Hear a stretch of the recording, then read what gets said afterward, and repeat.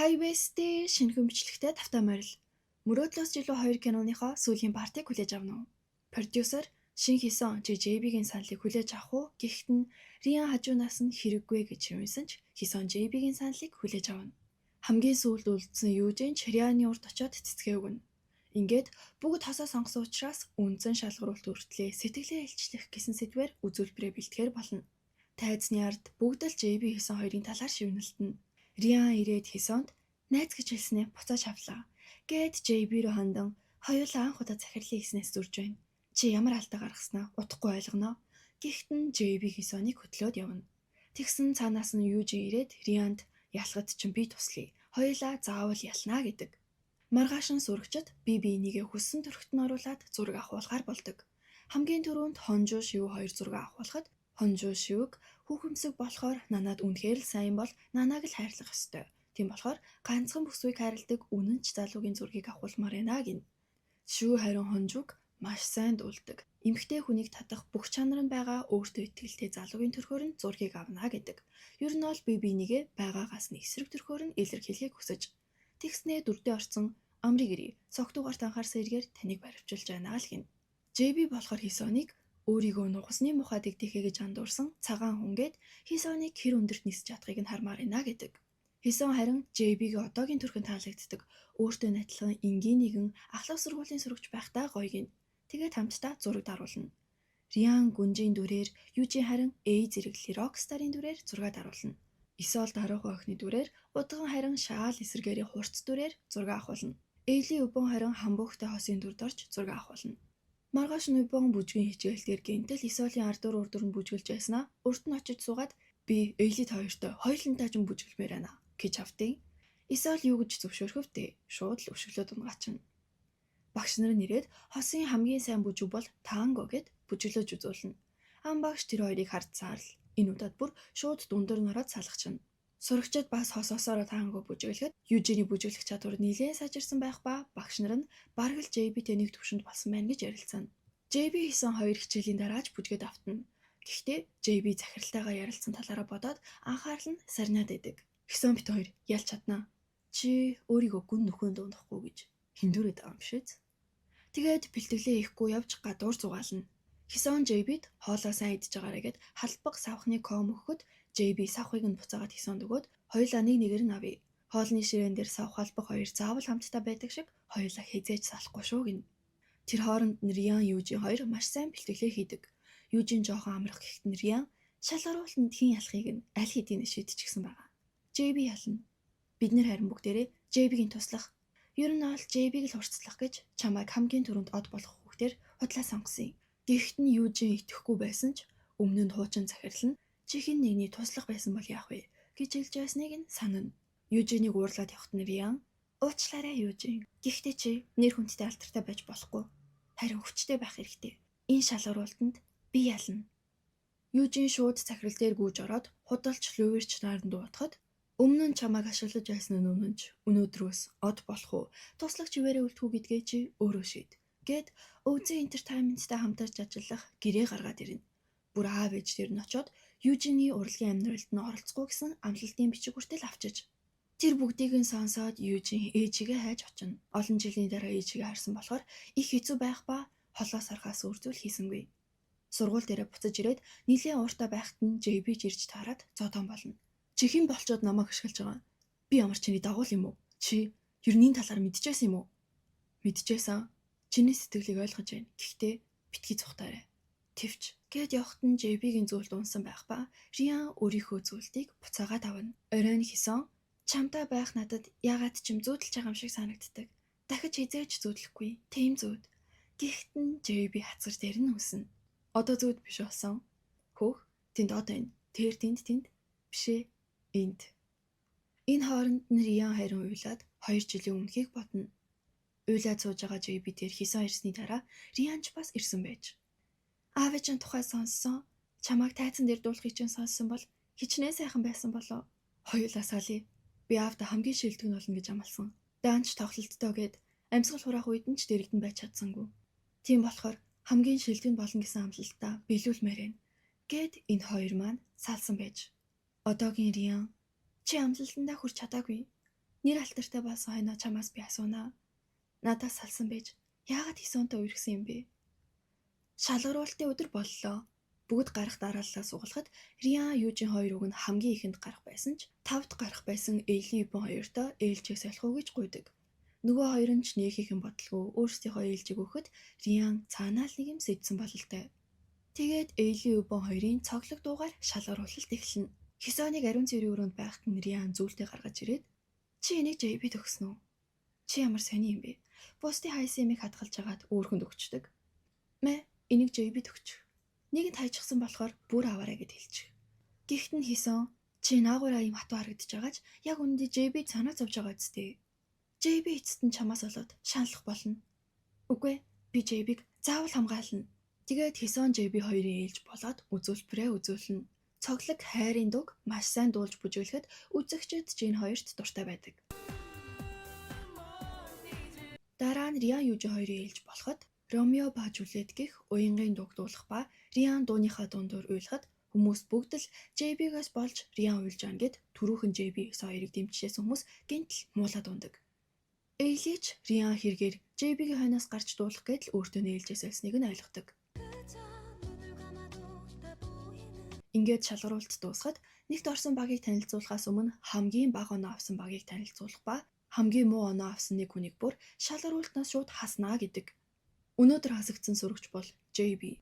Гэт JB шууд шалгаруулалтаас хасагдаад дараагийн шалгаруулалтанд орох эрхгүй болчдөг. Уг нь хамгийн муу оролцогч нь Хисон байсан ч продюсер яагаад ч юм Хисоныг дараагийн шатанд тэнцүүлээд оронд нь JB-г хасчиж. Хүлээж байсанчлан энэ шатанд Риан Южин хоёр ялдаг. Тайзны ард Южин Рианы жүжиглэх чадварыг нь магтаж энэ удаагийн шатанд хүн хасагдана гэдгийг мэдчихсэн үг гэхэд Риан үгүй гэж хариулаад JB-г ялсан мөртлөө яагаад баярлахгүй байгаа гэж Южинээс асууна. Би зүгээр л JB-г ялахыг хүссэн болохоос тэмцээнээс хөөхийг хүсээгүй. Гэхдээ Риан харин санаа зоволтгүй ялагч аль хэдийн шалгарсан гэж хэлсэн биз дээ. JB хамгийн муу оролцогчоо шалгараагүй мөртлөө хасагдсан нь ямар нэгэн шалтгаантай. Гэт тэр шалтгааныг нь Хисон гинэ.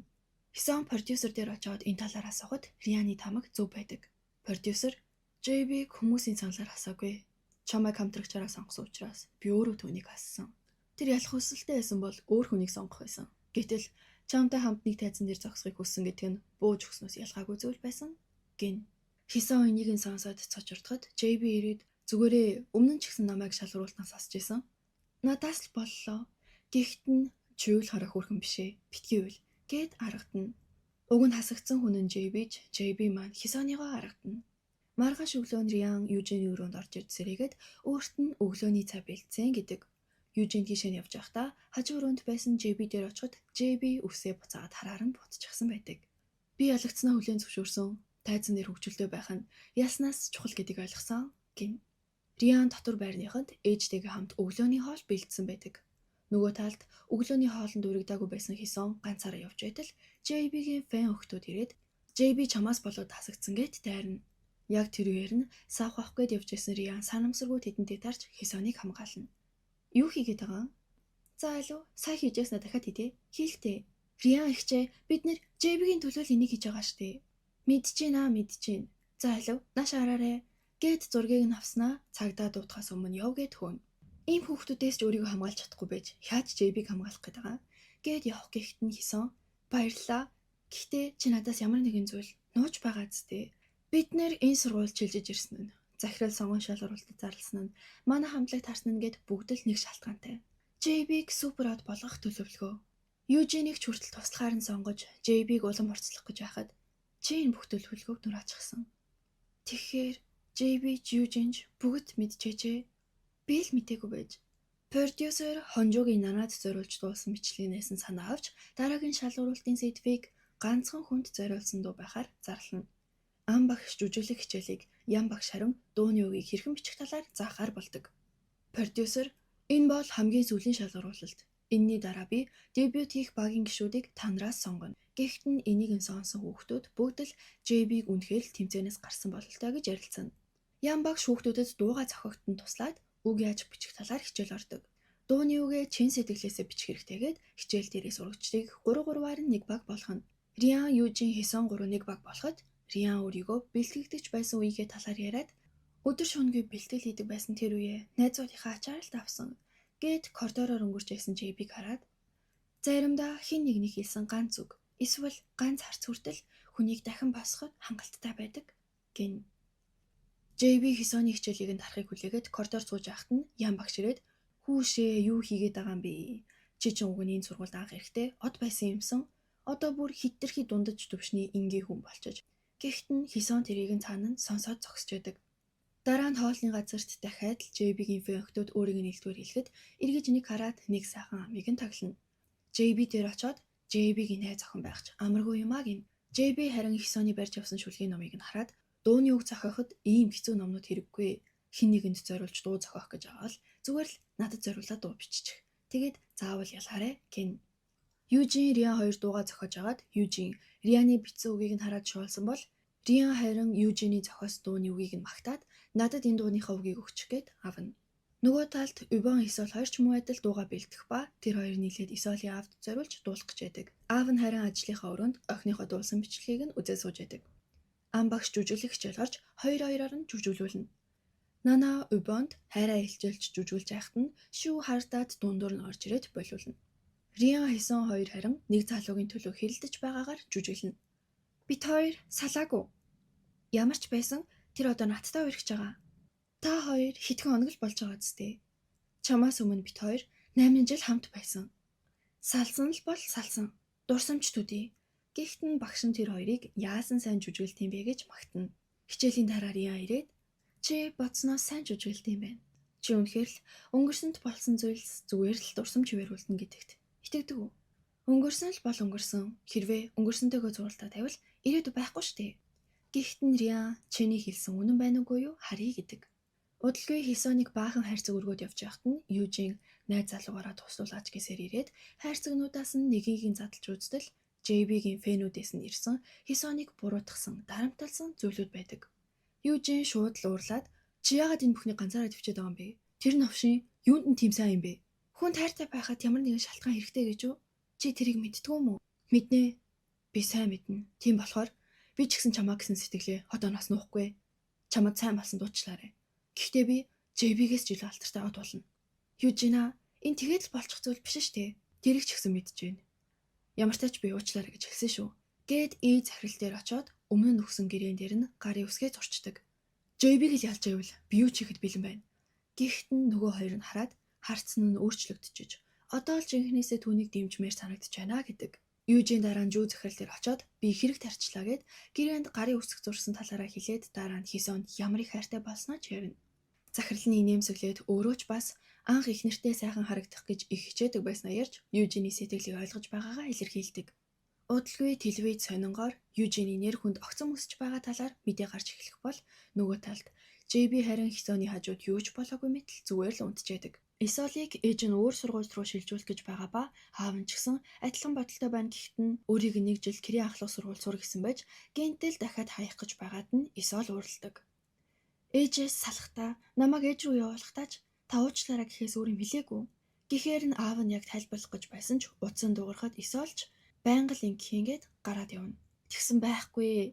Рианы ээж нь Рианы нэрийг нь ашиглаж интернетээр хуурамч бараа зарсан талаар мэдээ гарч байдаг. Сургуулийнх нь ч тэр мэдээг үзээд Рианыг асуудалд орж магадгүй юм байна гэд бүгд байгаагаа зөрлөөнгүй. Яг тэр үеэр нь Южин Риан хоёр ярилцлага өгч байж. Хөтлөгч Южины багтаа алдартай байсан үеийнхэн зургийг нь гаргаж ирээд аав ээжийнхэн талаар асуухад Южин манай эцэг их нас барсан гин. Риан чимээг өхөн гарнаас натхан тайвшруулна. Ярилцлагын дараа тэр хоёр эцэг эхийнхээ талаар ярьж байгаад Южин жээжтэй нэлээд санаа зовдөг гэсэн баха. Чи үзэн яддаг уу? Тэгэлгүй яах вэ? Үзэн яддаг. Гэхдээ л миний ээж шүү дээ. Гээд байжсэн чинь гаднаас баахан сэтгүүлчид сургууль руу дайрч орж ирээд ээжийнхэн талаар асууж гардаг. Южин урдуур нь орж хамгаалаад найзууд нь ирж таарад сэтгүүлчдийг хааж зогсоход Хисон Рианыг дагуулад тэндээс нь явна. Яагаад надад тусалж байгаа юм? Өмнө нь чи намайг фэнхтүүдээс хамгаалсан штэ. Тэрний чинь үрийг хариулж байна. Гэхэд Риан чимээгүй зогсож байснаа. Чиний хэлсэн зүг байсан. Өнгөрсөндөө амьдрал ирээдүгөө. Тийм гэж үү? Ингээд JB та хоёр яагаад салсан юм бэ? Салсан юм бишээ. Хаягдчихсан. JB-гийн аав нас барахад би өгөн тус болох гэж хичээсэн ч JB аавдаа амласан амлалтанд хурж хамгийн мундаг нь болно гэд надаас салыг ихтэн. Би үгүй гэж хэлж чадаагүй. Мөрөөдлийг нь хамгаалж өгмөр санагдсан. Тэр өдрөөс хойш JB зорилгодоо хүрэхийн тулд амрах ч үеих бэлдсэн ч чамаас болоод балчихсан. Од гэдэг холоос харахад гоё. Гэхдээ ойртоод үзвэл тийм ч онцгой зүйл байхгүй. Намайг харал та. Гихт нь Хисон инээмсэглсэн ч цаанаа олон зүйл бодно. Оройн Южийн дууга бэлдсээр сууна. Хисон ч дэвтэр дээрээ миний мөрөөдөл бол JB өөрийнхөө мөрөөдлийг биелүүлэх гэж бичээд гарч яваад JB-г хайхад JB орой болгон шивүүд Хисонтой болцоно гэж худлаа ярьж гарч аваад ганцаархнаа бэлтгэлээ хийж байж. Тэгээд л өдрөн сургууль дээр энэ тэнд унтаад яваад ижил Хисон тэрийг нь мэдээд Рианы өмнө нь бэлтгэгдэж байхад найз нь түнд тусалж байсан талаар ярьсан зүйлүүдийг нь бодон өөрийн дуугаа бичиж эхэлнэ. Маргааш өглөө JB сэрээд уцаа харахад Хисон уулзъя гэсэн чат явуулсан байж. JB тоглоод өмсөх хувцас нэлээд бэлдээд товлсон газарт нь очиход Хисон түнд өнгөрсөн шөнө бичсэн дуугаа өгнө. Би анх энэ газар чамайг тайзан дээр дуулж байхыг харсан. Буцаад хурдан тайзан дээр гараарай. Тэгээд дараагийн тоглолтын дээр энэ дууг дуулаарай. Чиний зохиосон дуу юм уу? Тэгвэл чи надтай хамт тайзан дээр дуулаарай. Үгүй ээ, би үзэгчдийн суудлын дээрээс үзнэ. Миний байх ёстой газар энд. Харин тэр тайз бол чиний байх газар. Миний хайрладаг JB бол тайзан дээр хамгийн тод гэрэлтдэг JB. Одоо миний өмнө байгаа чирийн ахлах сургуулийн хүү биш. Од бүхийг би харахыг хүсэхгүй байна. Ингэж ярих хэрэггүй. Хоёулаа салъя. Үгүй ээ, би яаж иж байгаад тайзан дээр гарнаа. Эргээд чиний мэддэг JB болъё. Надад чиний найз охин байх хэцүү байна. Од холоос харахад үзэгсэлэнтэй ч хойроос харахад тийм ч сайхан харагддаггүй. Гэт гараадгүй. JB чойноос нь гарч үүж байгаад бөмбөгний хойноос машин зам руу ороод машинд дайруулах шахсан хүүг аваад өөрөө оронд нь машинд мөргүүлнэ. Хисоны бичсэн дууны төгсгөлд JB Риан хоёрт гэж бичсэн байхыг нь харсаар ухаан алдна. Энэ бүхнийг холоос харж исэн Хисо ирээд эмнэлэг түргэж өгөхөд уучлаарай гэхээс өөр зүйл хэлж чадсангүй. Риан ээжигээ цагдаад баригдаад явж байхад нь очоод таны буруу биш гэдг нь удахгүй тогтоогдно гэд байж байхад нь JB осолд орсон талаар мессеж ирнэ. Риан эмнэлэг дээр ирээд Хисонд сайн гэсэн байхаа. Бусдаа сайрлаж хамгаална гэсэн биз дээ. Тийм байж яаж ийм байдалд оруулж чадваа? Яв, чамд энд байх хэрэг байхгүй. Цаашдаач JB-гийн нүдэнд битгий харагд. JB өвдөгний загалмай хэлбэртэй шүрмсэн гимтснээс болж халахж чадахгүй болж гимтэл нь хүндэрвэл бүр тахир дутуу болж ч магадгүй болсон байдаг. Риан JB гимлэг дээр сахихад Хисон чимээг өхөн гарч явна. Өрөөнд орж ирээд ямар ч сүр сүрэлдгүй амьтаа сууж яхад нь Южин JB дээр аваачих гэж утсан ч Хисон цухтаад байдаг. JB сэрээд өөрийнхөө хөлийг хараад шоконд орно. Тэр үеэр нь Риан гадаа сэтгүүлчдэд ярилцлага өгч байдаг. Ээжийн минь талаар сонсоод та нарыг гайхсан байх. Би өөрөө ч гайхсан. Би хэд 19 настай ч гэр бүлийнхээ амжиргааг нь залгуулдаг. Дуу хөгжим бол хүсэл мөрөөдөл минь нөгөө талаараа миний хийдэг ажил. Тоглолтод оролцох эрхээ асууснаас хойш манай гэрийнхэн санхүүгийн хүнд нөхцөл байдалд орсон. Захирал болон өмгөөлөгчийн хэлснээр ээж маань хохирогч гисэн. Фэнүүдийн манч дунд ээжтэй минь адилхан хөлөгдүүлсэн хүмүүс байгаа байх. Бас бэлтгэгдэж байхаасаа JB-тэй найз нөхөд ах дүүсийн харилцаатай байсан. Сүүлийн үед гарч байгаа мэдээллүүдээс болоод та нарыг тухгүй байдалд оруулсан бол уучлаарай. JB осолд ороод эмнэлэгт байгаа. Хурдан тэнхэрч босоосоо гэж хүсэж байна. Гэхэд хүмүүст элен талангуй байдал нь таалагдана. Риан буцаж эмнэлэг рүүгээ ороод JB-г яг одоо босоод гутлаа өмсөөд алхаач гэд цохиж гарна. Миний буруу. Чамааг үзэн ядсан нь миний буруу. Хөлөө гэмтээгээгүй. Дахиж бүжиглэж чадна гэж хэлээч. Би зүгээрээ хин намайг бүжиглэж чадахгүй гэдэг юм. Гэд уйлахт нь энэ бүхнийг харж исэн Хисон дахиад л чимээг өхөн явчихна. Риан JB-г асраад эмнэлэгт байхдаа шалгууруултанд дуулах дугаа зохино. Шивүүж өдөр болго янз бүрийн зүйлүүд авч ирээд JB-г асарч бусад найзууд нь жирнэ. JB шүн бүр алхах бэлтгэлээ хийж Южи харим ээжигээ байнга очиж холоос харна. Сургууль дээр Нана Хонжу хоёр хосцон хүүрцэн явж байхад нь шив хардаад тэгсэн сүултээ тэр гурав бүр 3 хосцон хүүрцэн явж идэв.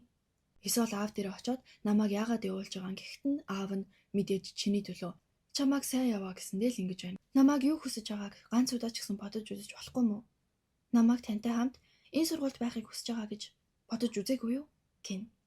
Амбагш хичээл дээр хүүхдүүдээс хэнд зориулж дуулах гэж байгааг нь асуухад Хонжуу шууд Нанад зориулж байгаа гэхэд нь шивж бас Нанад зориулж дуулна гэдэг. Убон харин Исолтой хамт Исолийн хавтан дуулж өгнө гэдэг. Южин өөрийнхөө зохиосон дуугаа дуулна гэдэг ч хэнд зориулж дуулна гэдгээ хэлдэггүй. Хисон Риан хоёр JB-д зориулж дуу зохионо гэдэг. Хичээлийн дараа Хисон Рианд хоёулаа хувь тавилангаар холбогдсон бололтой. Эхний удаа, хоёр дахь удаа гэд ер нь ямар ч үед чийл дуудуулдаг. Гэд учир битүүлэг зүйл хэлдэг. Дараа нь продюсер дээр очиод дүрмийг өөрчлөөдөг. авсан юм эргүүлж өгье гэд бас нэг юм хоорондоо тохиролцоод байдаг.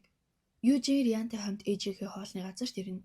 Ээжигээ танихгүй байгаа юм шиг жүжиглэхэд нь Риан ээжээс чинь илүү чамайг хайрлах хүн энэ хорвоод байхгүй шүү гэд ээжтэйгээ эвлэрээрээ гэдэг. Маргааш нь шалгаруултын өдөр боллоо. Хисон Риан хоёр бие биедээ амжилт хүсэж инээмсэглээд цаанаа л нэг зүйл сэдсэн бололтой. Шалгаруултнаас өмнө Хисон эмнэлэг дээр очиход JB яагаад одоо л ирж байгаа? Би зөндөө залгасан гэж гомдлолно. Хисон харин өөрийнхөө зохиосон дуугаа дахиж өгөөд хамтдаа дуулъя гэдэг. Южинж ээж дээрээ дахин очин тоглолтынхоо тасалбарыг нууцаар үлдээгээд явна. Ингээд сүүлийн шалгаруулалт эхэлж Исол Үбэн хоёр үзүүлбэрээ үзүүлнэ. Би өнөөдөр энэ хорвоо дээр хамгийн их үзий яддаг хүндээ зориулж дуудуулна. Найзууд маань бүгд тэр хүнд дургу.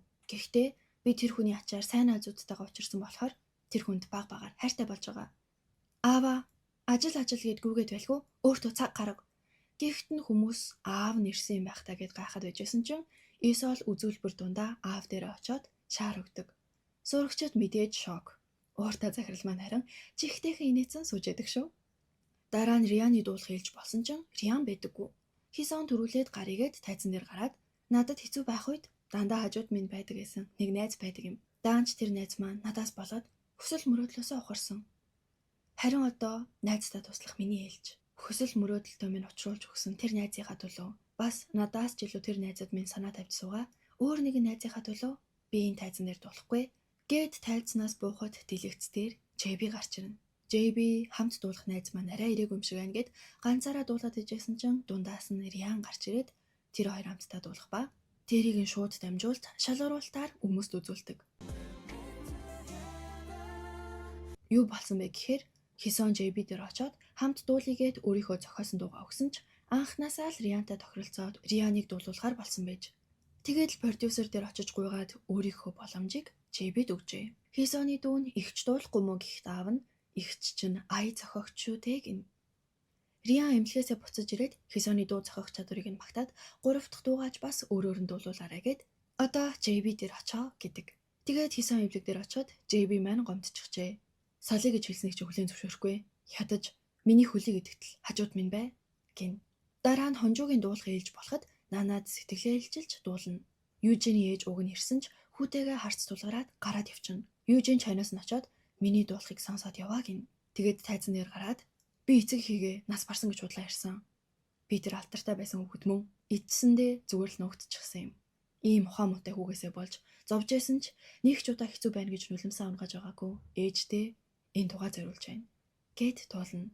Тайзнаас буугаад уйлаа сууж яхад нь Риан ирээд Южинээр бахархаж байгаагаа хэлнэ.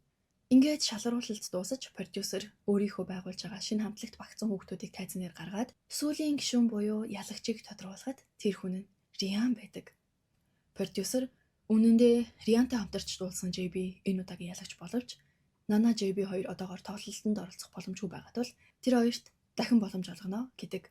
Тэгээд 1 сарын дараа нь хамтлагийн гишүүдээр тодорсон шилдэг сурагчид болон Нана JB гэсэн хүүхдүүдээс зөвхөн нэгийг нь сонгоод бие даасан цомгийг нь гаргаж өгөөд шууд дэлхийгээр аялан тоглолт хийлгэнэ гэдэг.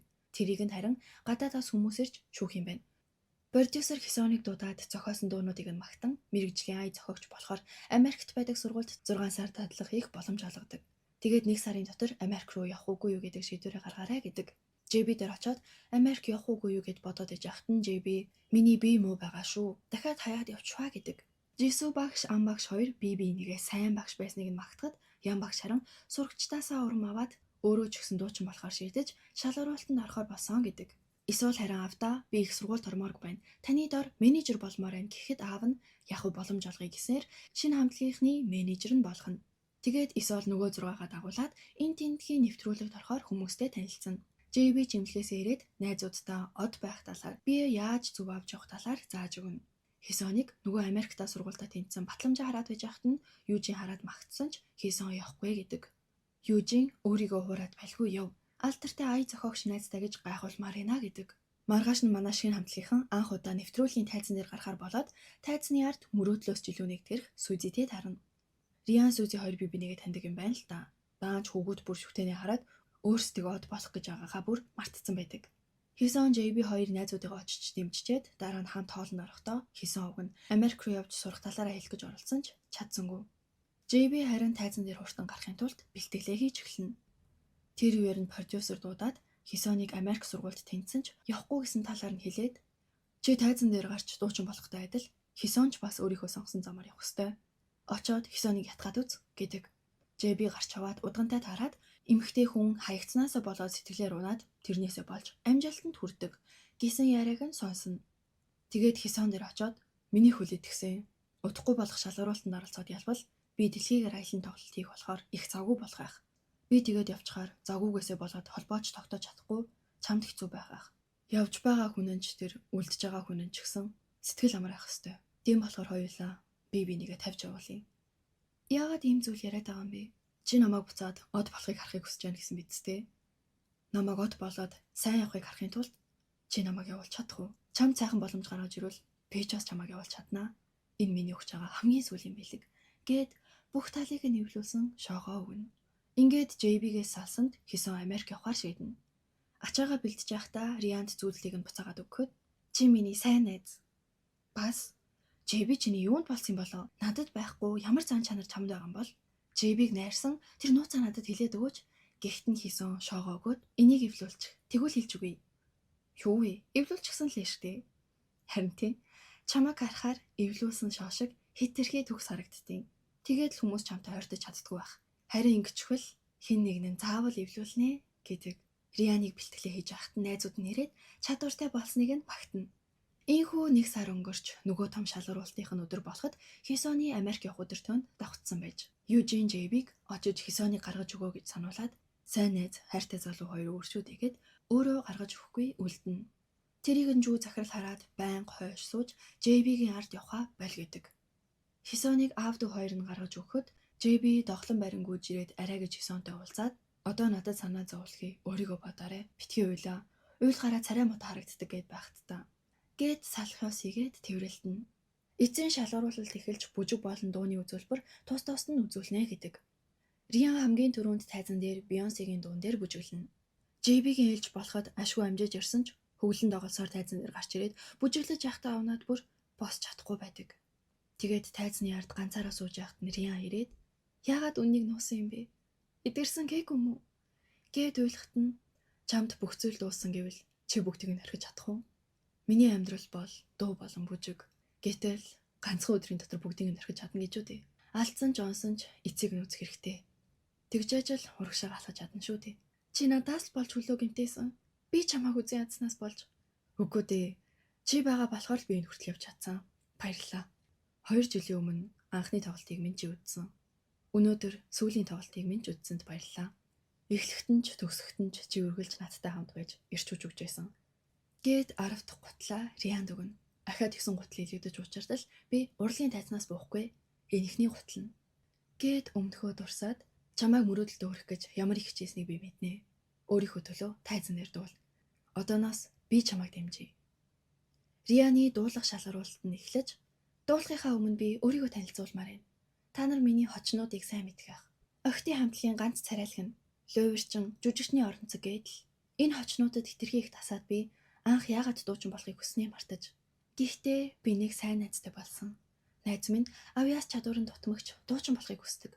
Үнэндээ би найзтай атаархдаг байсан. Юу хүсэж мөрөөдөж байгаагаа хинээр ч хэлүүлэлтгүй мэддэг байсан болохоор. Тэрнээс гадна хүн чанаргүй дотор тамиртай намайг бусдаас өмөрч хамгаалдаг бас нэгэн найз бий. Тэр найз минь надад өөрийгөө үнэлэх үнэлэмжний талаар зааж өгсөн. Мөн дуучин болох үеэс минь надтай үргэлж хамт байсан бас нэгэн найз бий. Тэр найз минь надад өөрийнхөө төлөө дуулаарай гэж хэлсэн. Энэ бол миний зохиосон анхны ая. Южи харин үгийг нь зохиож өгсөн. Энэ дуг хару өдөр хоног гэдэг. Южиний дуулах хэлж болсон чинь тайзан дээр гиснэ миний чадах юм бол ердөөлин. Хожим нь би өөрийнхөө хүсэл мөрөөдөлтөйг учрах юм бол та нарт дуулж өгнө. Зөвхөн миний гэсэн тэр онцгой дууг дуулж үзүүлнэ. Гэт тайзнаас буучна. Шүүгчт нь ийм хүн зүйл үсэх гэж бид нэр Америкаас ирээгүй гэж уурлахад жүү захирал харин отоо л өөрийнхөө байна гэдэг. Южи эцэст нь JB-гийн дээр гарч хамтлагт орж шилтгэн байхыг биш зүгээр л өөрийнхөө дуртай хөгжмөдүүлэхийг хүсэж. Ийхүү үйл явдал 8 сарын дараах руу шилжихэд Кэрийн сургуулийн төгсөлтийн баяр болж тэмцээний ялагч од сурагчид маань сургууль дээрээ ирнэ. Риан хамгийн сүүлийн шалгаруулалтанд ялсан ч би даасан үйл ажиллагаа хийхээсээ татгалзаж хамтлагтаа үлдэж шалгаруулалтанд найзуудынхаа ачаар л ялсан гэд тийм шийдвэр гаргаж. Южин JB-гээс Хисон Америкаас ирэх юм уу гэж асуухад Риан тэрийг яагаад заавал JB-гээс асуугаад байгаа юм? Мэдээж Хисон надад сайн болохоор л надаас асууж байгаа юм. Гэхдээ үгүй дээ, Хисон надад сайн гэснээ зүйлтэй харуулхад нь JB энэ зүйлтийг биедээ авч явбал шилдэг од болдог гэлөө гин. Мөрөөдлөөс жилүү нэгэн шилдэг од болох самдун Рианд энэ зүйлтээ өгсөн байж. Энэ зүйлтний ачаар л өөрийгөө ялсан гэхэд нь нөгөө хоёр нь мухар сүсэг гээд шоолно. Сурагчид багш нартаа баярснаа илэрхийлнэ. Удган маань хонжиг таргалчиж гээд өхөөртгöd цаана нь фэнүүд нь хартаад сүйд. Төгсөлтийн баяр эхлэж продюсер захирал нар үг хэлсний дараа амбагш за одоо сурагчдыг төлөөлж Хисон үг хэлнэ гэдэг. Найзууд нь Хисоныг ирсэн байх та гэж гайхахад нь Риан эндэр дээр гараад Хисон завгүй болсон учраас Америкаас биднэрт захиа хэлхийсэн гэд өмнөөс нь захиаг нь уншиж өгдөг. Кирийн сургуулийн хайрт найзуудтай. Бид нар баг багасаа л ямар нэгэн мөрөөдөлтэй байдаг. Том мөрөөдөлтэй байх тусмаа тэр хэрээр өсөж хөгждөг гэж аав ээж нар минь захиж сургадаг байсан. Сайн хичээвэл мөрөөдөлтөө хүрнэ гэж бас хэлдэг байсан. Гэхдээ мөрөөдлөө биелүүлэх зам тийм ч амар биш. Авиас чадвар тутамгасаа болж урам хугардаг байсан. Бодит үнэнтэй нүүр тулж говьч дайвах үеч бий. Гинтийн төсөөлшгүй зүйлтэй нүүр тулж мөрөөдлөө орхихоос өөр аргагүй хүнд нөхцөл байдалд орох үеч бий. Гэвч унаж босож алдаж онсон ч бид нэр мөрөөдлөө орхидоггүй. Үүний шалтгаан нь хаа нэгтээ намайг сэтгэлээсээ дэмжих найз нөхөд байгаа юм. Ийхүү төгсөлтийн арга хэмжээ дуусаж төгсөгчд маань найзуудаараа зураг татуулна. Үйл явдал 8 жилийн дараах руу шилжихэд бүжиг бол миний амьдрал гэж хэлж байсан JB маань продюсер болсон байдаг. Шилдэг одоос бүрдсэн хамтлаг тарж Убон бүжгийн багш болж Исолтой хосууд болсон байдаг. Шүү 8 жил өнгөрсөн ч ганц би хിവэрээ. Удган маань худлаа онгод тэнгэрээ ярьсан хിവэрээ. Ян багш маань ч дуучин болох сонгон шалгуулалтанд оролцсон хിвэрээ байх ба энэ удаагийн шалгуулалтын шүүгчээр JYP сууж идэг. JYP маань JYP-га би өмнө нь солонгост ийм арцтай хүн харж байгаагүй мэн гэд тэнцвэрлэнэ. Жисүү багш ам багш энэ гурав одоо хүртэл найзууд хിവэрээ байгаа бололтой. Хонжуу Нана хоёр хамгийн алдартай дуэт дуучин болсон байдаг. Шүү энэ гурвын хайрын гурвалжин одоо хүртэл хിവэрээ. Нэрээ шинэ хуучин захирлууд маань өмнө нь рок хамтлагийн гишүүд байсан ба буцаад хамтлагаараа иргэнэгдсэн байдаг.